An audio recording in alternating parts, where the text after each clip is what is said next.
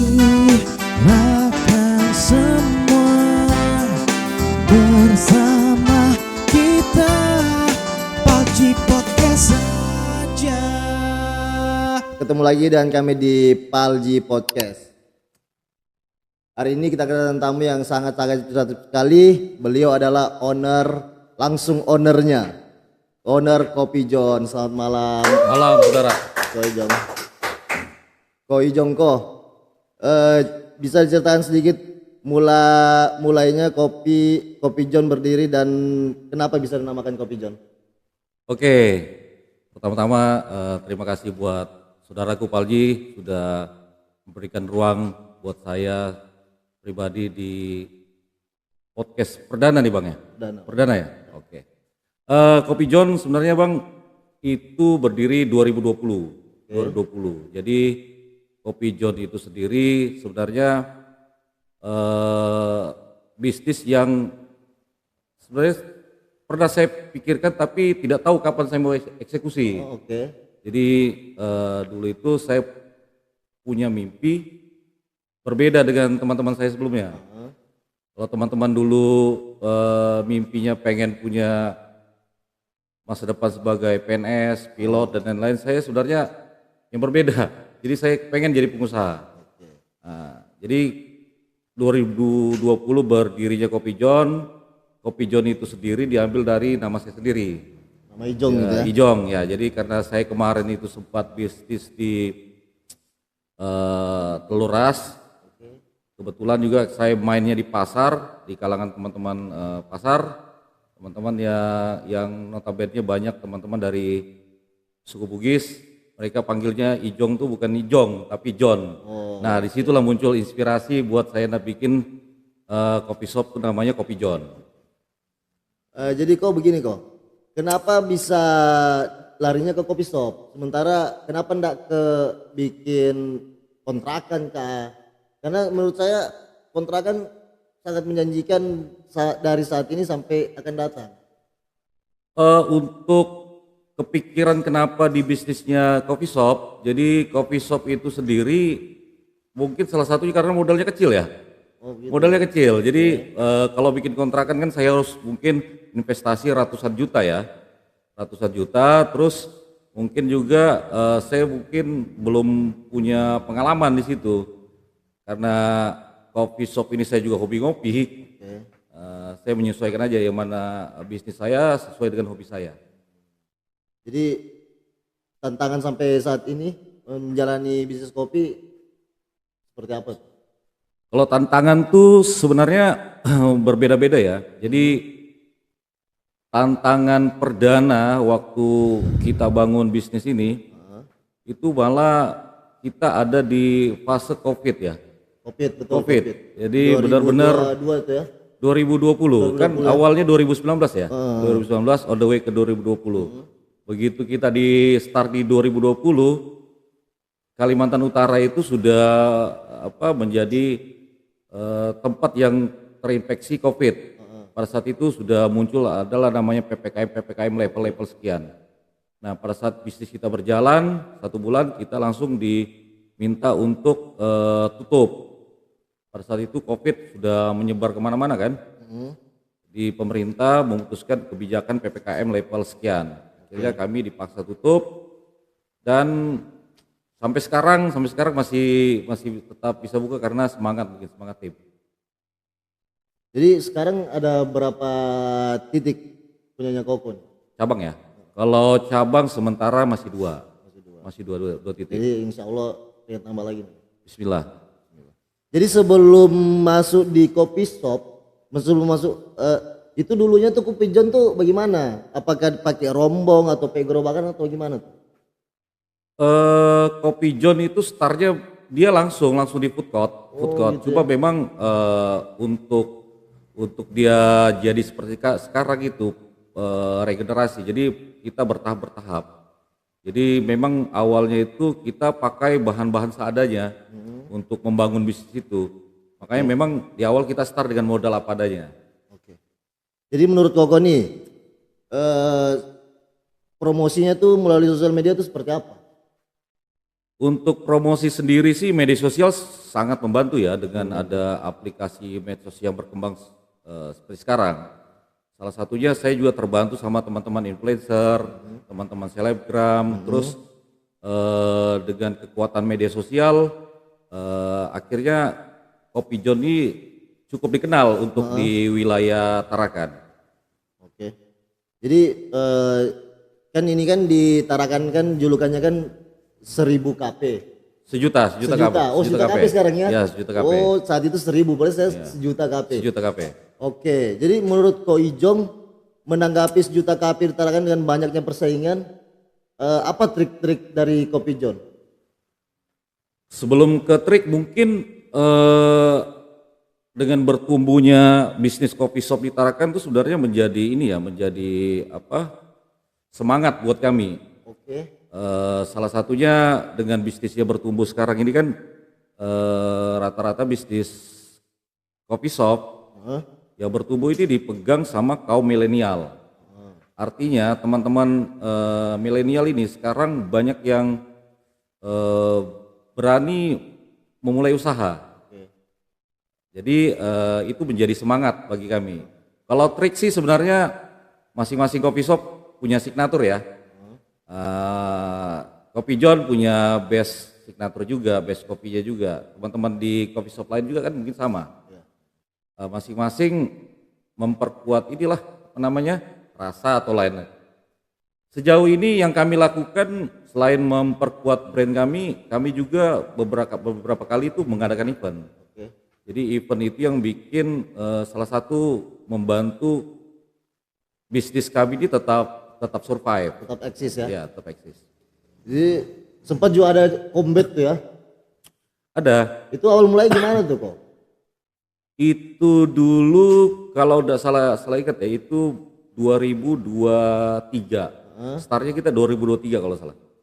Saya lupa tapi seingat saya 2023. Jadi itu dulu salah satu bentuk keresahan teman saya. Saya punya sahabat namanya Bang Karim, dia tuh salah satu pegiat boxing. Sudah ini juga sudah nasional juga. Jadi Bang Karim itu memang salah satu pegiat boxing. Lewat keresahannya dia kita ngumpul kayak gini, ngumpul anak muda. Sama teman saya satu itu Sulaiman, sekarang jadi Kades Sengkong. Jadi kita ngobrol-ngobrol dengan keresahannya Bang Karim, melihat tinju ini sudah mati segan hidup tak mau. Jadi dengan ngobrolnya kami muncullah kemarin tuh ide bikin event boxing. Diwadahi sama Kopi John, namanya John Combat. Jadi pas awal mula buka combat, itu mendapatkan petarung-petarung tuh caranya gimana tuh? Untuk mendapatkan petarung, nah itu lagi kekuatan media sosial. Jadi memang kita bikin pamflet atau flyer seperti itulah. Kita posting dan respon teman-teman fighter yang biasa taruh di jalan tuh sangat antusias. Akhirnya mereka daftar perdana itu kita mainkan di Kopi John House. Betul juga daripada berkelahi di pinggir jalan. Daripada berkelahi di pinggir jalan, mereka bertarung di ringnya John Combat, dapat uang lagi. Iya itu. Dapat uang. Kalau jago sinilah ya. Betul. Jadi dorong tuh daftar. Mereka daftar. Jadi untuk di awal tuh memang kita fasilitasi. Sampai ini on the way season 5. Sampai sekarang tuh kita masih fasilitasi terkait masalah medis, alat keamanan dan kebutuhan mereka pada saat bertanding. Setelah combat apa lagi? Yang mau dibuat di Kopi John? Yang produk event berjalan tuh kita ada selain combat ada kontes dangdut sudah berjalan 2 season. Saat ini yang kita lagi mau garap itu. Sebentar kok. Tadi bilang kontes dangdut. Adakah dari Kopi John dia lepasan dari kan kontes dangdut memanggil peserta-peserta Kaltara atau Kaltara. Oke. Adakah dari pas setelah nyanyi Kopi John dia langsung go ikut KDI ada? Oh, saat ini untuk di kontes Lidah Dangdut kita ada pentolan dari KDT itu kontes dangdut Tarakan yang dikelola sama Kopi John. dan teman-teman Yudin Star itu ada tiga finalis. Itu yang ikut. sudah masuk sudah masuk, sudah ikut kompetisi di Lidah Dangdut KDI. Jakarta. Oke. Betul. Jadi sudah ada 3 finalis yang ikut. Itu orang-orang mana? Orang Tarakan orang? Kalau yang berhasil sampai di Lidah Dangdut Tarakan. Oh Tarakan. Tarakan. Oh yang anak amal kali itu ya? Benar. Bisa tuh. Kalau kapan-kapan kita panggil sini. Boleh. Jadi berarti orang tuh kontes dapat hadiah juga. Kontes dapat hadiah. Mereka menyalurkan bakat mereka dan kita fasilitasi dan mereka dapat duit. Tentunya dapat hadiah. Jadi selama jadi kita kembali ke combat ya, ya. Oke. Jadi selama combat berapa limit event sekali combat, sekali tinju itu? Untuk anggarannya? Untuk anggarannya. Kalau untuk perdana combat kami buat itu memang karena perdana ya, segala sesuatunya kita persiapkan itu kan masih baru semua ya. Jadi persiapannya itu betul-betul kita keluarin budget sendiri dan ada juga teman-teman yang bantu support seperti teman kita yang di sekarang Dewan Provinsi ada Dinata itu support terus kok. Terus ada beberapa teman-teman dewan juga, teman-teman pengusaha yang bantu support. Untuk nilai anggarannya 50 up. 50 up ya? 50 juta up. Seru. Itu saya rasa memang KP memang harusnya begitu kok ya. Kalau rasa seperti itu harus seperti itu semua mungkin enggak juga ya. Iya. Tapi mungkin jenis kalau dibilang event masing-masing kafe mau bikin event itu tidak ada masalah. Tapi kalau sebuah harus sama eventnya kan kurang enak juga kan. Jadi artinya teman-teman bebas berkreasi selama itu di jalur positif. Oke. Jadi kok bisa tanggapannya bagaimana tentang apalah yang ada di Kota Tarakan ini? Jadi kok di Kopi John kan sering ada live musik nih. Jadi bagaimana pandangan Koko tentang musisi-musisi kita yang ada di Kota Tarakan? Untuk teman-teman musisi Tarakan sebenarnya mereka tuh asik ya. Jadi mereka ngejob dari satu coffee shop lain ke coffee shop lain. Jadi mereka menjadikan coffee shop itu tempat mereka memperlihatkan karya mereka, mempertontonkan karya mereka. Selain itu mereka juga dapat cuan kan dari situ. Jadi teman-teman musisi Tarakan itu juga untuk kami pengelola atau pemilik coffee shop sangat terbantu dengan adanya teman-teman musisi Tarakan. Jadi mereka menghibur tamu jadi senang, kami dapat untung dari itu. Jadi guys, ini Kopi John ini dia bukanya tuh sampai subuh ya kok ya? Benar. Untuk Kopi John House sendiri kita bukanya sampai jam 5 pagi. Sampai jam 5 pagi. Jam 5 pagi. Jadi kalau kadang aku tuh kok jam 2, jam 1 malam enggak bisa tidur, aku kesana tuh kok. Ya, benarnya semakin subuh itu sebenarnya saya juga sebenarnya waktu belum punya kopi shop, saya itu kadang bingung cari tempat tongkrongan yang masih buka dan menyediakan fasilitas. Salah satunya bisa belanja kopi dan dapat fasilitas tempat. Betul. Kadang-kadang itu yang menjadi kebutuhan teman-teman yang biasa bergadang ya kali ya. Dan mereka masih punya pekerjaan. Mungkin Kopi John memberikan fasilitas itu.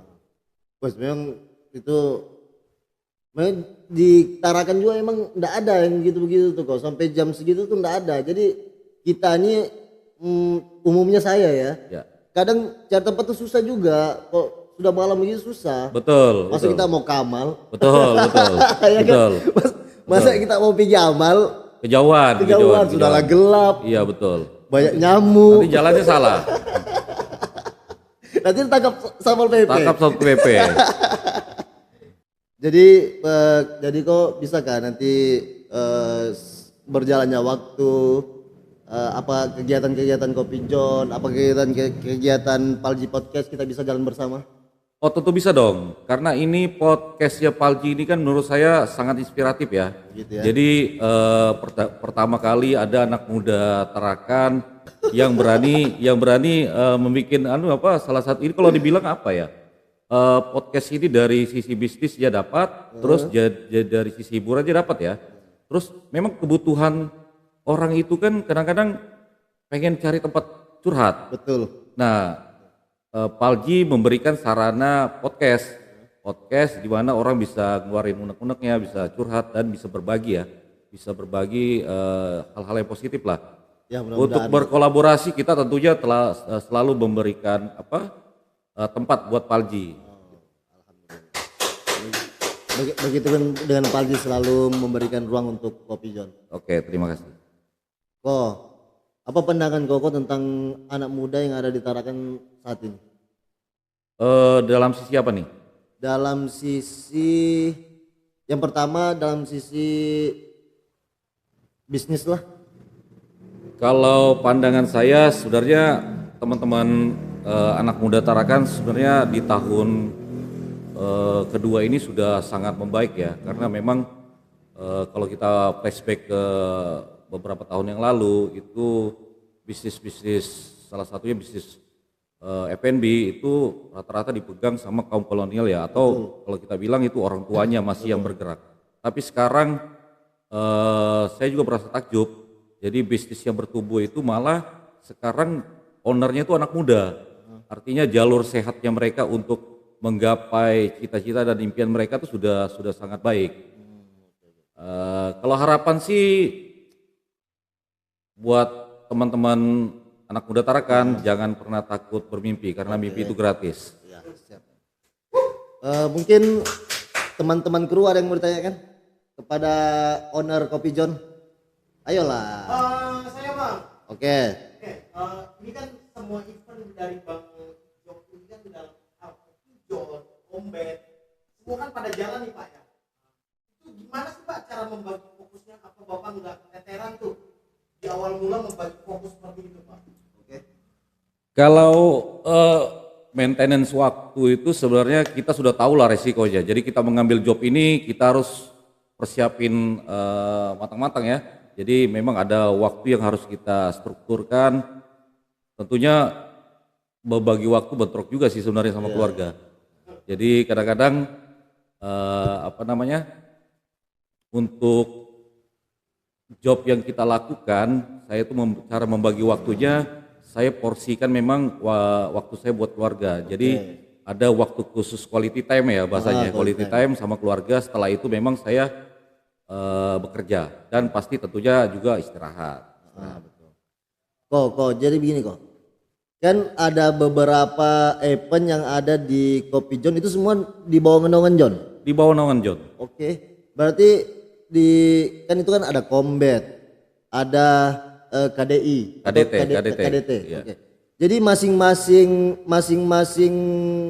ini nih masing-masing apa sih namanya itu? Event? Masing-masing event dia ada timnya sendiri atau satu tim buat semua? Masing-masing punya tim. Masing-masing punya tim. Jadi Combat ada timnya sendiri. Combat itu tim kita ada 25 orang. Wih banyak kok ya? Kurang lebih 25 orang. Kalau untuk KDT kita ada 17 orang. Jadi untuk porsi event boxing kita ada tim sendiri. Terus untuk event dangdut kita ada tim sendiri. Saat ini kami juga bukan cuma berfokus kedua event itu ya. Sejauh ini kami juga sudah mempersiapkan untuk event festival band. Jadi festival band ini yang lagi kami mau garap karena Tarakan kalau tidak salah terakhir 2006 ya. 2006. Ya itu masih SD SMP kalau. Benar. Jadi festival band itu kan baru kan kalau gitu. Teng neng neng. Betul. Lagu padi ya, lagu padi. Betul. Jadi memang itu menjadi salah satu ini ya, PR kami lah, PR kami. Jadi kita mau reuni. Ya, betul, jadi di masa-masa itu memang zaman itu. Bentar kok. Kalau itu mau diangkat, kira-kira masa anak band-band itu di kalangan sekarang nih kira-kira ada kah Mas? Ya itu ya, kalau nah ini yang pertanyaannya bagus. Jadi pertanyaan itu sebenarnya muncul karena mungkin Belum dilakukan. Bang Nopal sendiri melihat sekarang mungkin anak-anak nggak ada yang latihan band kan biasanya, ya kan? Kalau zaman kita dulu kan tongkrongannya latihan band. Iya, karena belum ada sosial media, walaupun ada Betul. coba Facebook itu, Friendster apa gitu. Betul sekali, tua banget ya kenal Friendster. Jadi Tua so kita nih kok. tua ya. Jadi memang itu yang jadi apa namanya tantangan kami ya, tantangan kami. Jadi anak-anak musisi yang ada di Tarakan sejauh ini yang saya ketahui orangnya itu aja. Betul. Nah makanya tujuan kami bikin festival band ini, jadi saya rasa teman-teman yang berbakat di Tarakan itu masih banyak, tapi mereka tidak punya wadah dan sarana untuk Mengekspresikan. talenta mereka. Jadi itu menjadi target kami. Jadi mereka juga ada tempat buat mengekspresikan itu talenta mereka. Oke. Jadi itu buat milenial sekarang. Betul sekali, betul sekali. Kan dulu kan banyak band, kan zaman dulu kan yang 2006 itu kan banyak tuh yang punya Betul. band. Itu nak mau diangkat kembali nggak atau bagaimana? Sebenarnya itu yang menarik mereka untuk jadi target reunian tadi itu. Bisa aja nanti mungkin di acara di pertengahan festival mereka jamming. Jadi memang kalau kita mau kumpulkan lagi band-band yang sudah lama itu kan sulit sekali. Iya, Jadi memang kita buat dulu satu event festival band yang mereka dulu pernah sering latihan atau tampil band zaman dulu itu mungkin tertarik untuk berada di venue di event. Jadi mungkin itu yang menarik, menjadi magnet buat menarik mereka kembali. Tapi kira-kira menutup kemungkinan mereka tuh bisa ikut bergabung lagi kira-kira. Sebenarnya kalau untuk bergabung mungkin bukan hal yang tidak mungkin ya. Tapi ini bergabung dalam apa dulu nih? Dalam ikut festival kembali, ikut lomba lagi. Untuk ke festival kembali ketuaan kali ya. Ketuaan. Jadi Ketuaan, ya. sebenarnya senior itu yang mendukung. Gitu. Mendukung teman-teman yang masih punya skill, masih muda dan punya skill. Jadi mereka cukup mendukung lah. Boleh. Dan mementori. Iya, siap. Mudah-mudahan lah senior kita yang ada, yang musisi Tarakan yang dulu yang main band tuh yang di GOR tuh kan. Betul. Orang bisa ikut ambil alih lah dalam wadah itu. Betul sekali. Betul. Itu yang sih kita harapkan. Jadi teman-teman yang dulunya punya tempat penyewaan latihan band ya. Latihan band itu juga bisa berkontribusi lah. Jadi itu yang disiapkan tuh apa tuh kok? Band yang kayak model dulu kah yang besar-besar bandnya tuh kan? Atau yang sekarang band listrik tuh? Kalau untuk prepare-nya sampai saat ini kami masih prepare tim ya. Jadi belum sampai ke situ. Jadi memang kita ada tim yang lagi survei di sekolah-sekolah karena target kita memang pelajar. Pelajar. Jadi untuk saat ini kita lagi prepare tim dan survei teman-teman yang pelajar SMA atau SMP dan mereka punya bakat dan pastinya harus didukung lah sama sekolah. Ya. Mudah-mudahan sukses yang Amin. Ini ya kayak Targetnya ini. target ini. Apa namanya itu? Jadi tantangan Koko sebagai pengusaha kopi shop tuh seperti apa sekarang? Tantangan awalnya. Kalau untuk tantangan di awal itu mungkin sama ya sama pengusaha-pengusaha muda lainnya. Jadi tantangan di awal itu mungkin kita bagaimana cara mengulik kopi yang benar, terus manajemen tim, terus manajemen keuangan dan lain-lain. Tapi tentunya saya tuh dikelilingi orang baik. Jadi saya punya sahabat-sahabat yang baik yang terus mendukung saya. Saya punya istri yang hebat selalu support saya dan tentunya orang tua saya, ibu kandung saya yang masih hidup sampai sekarang ini yang selalu mensupport saya. Dan tentunya itu restu dari Allah ya. Jadi sampai saat ini Kopi John masih terus berdiri. Jadi kita kembali ke itu kembali ke musik. Kan Kopi John ini kan mewadahi festival musik. ada enggak di pikiran Koko, di pikiran Kopi John berkolaborasi dengan Dewan Kesenian Kota Tarakan? Oh, enggak menutup kemungkinan ya. Jadi memang kita selalu memberikan ruang. Jadi buat teman-teman atau Dewan Kesenian yang tentunya ini memang bidangnya ya, bidangnya yang harusnya mereka memang yang tampil di situ, yang melakukan lah. Jadi Kopi John ini tidak pernah menutup ruang sedikit pun buat teman-teman yang mau terlibat. Jadi baik itu dari Dewan Kesenian atau teman-teman yang punya talenta di bidang musik. Tapi mungkin menurutku Niko, mereka Kopi John nih membuat nih mungkin mereka enggak tahu. Mungkin itu salah satunya ya. Jadi memang jadi mereka itu enggak ada kontribusi di situ mungkin.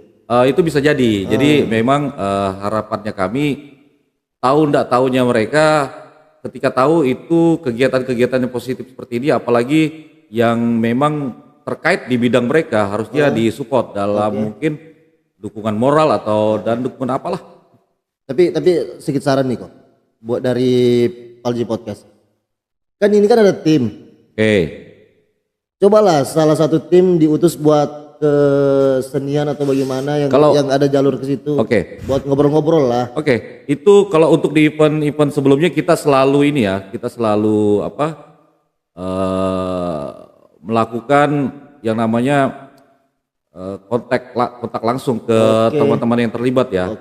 Mungkin untuk karena festival band ini perdana memang prepare-nya kami itu masih di persiapan belum sampai ke sana. Tapi itu akan kami lakukan. Itu akan kami lakukan dan mudah-mudahan bisa berkolaborasi. Oke, mudah-mudahan. Banyak anak muda di Tarakan ini yang masih bingung buat ngapa-ngapain. Itu pandangannya Ko Ijong itu seperti apa?